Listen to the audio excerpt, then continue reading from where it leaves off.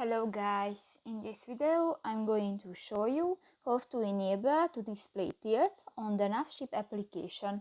But first of all, I just want to mention, please don't forget to subscribe to our channel, because at 100,000 subscribers we are going to show you all YouTube revenue statistics and growth strategy, how to make money online.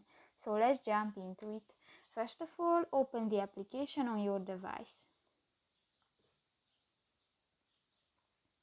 Tap to the three lines at the upper left corner of the screen and go to the settings button. Scroll down and in the map settings section you can find the fifth option, the display tilt, tilting view when in navigation mode. And if you want to enable, just click to the next white circle.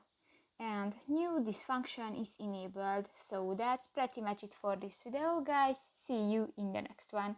Bye bye.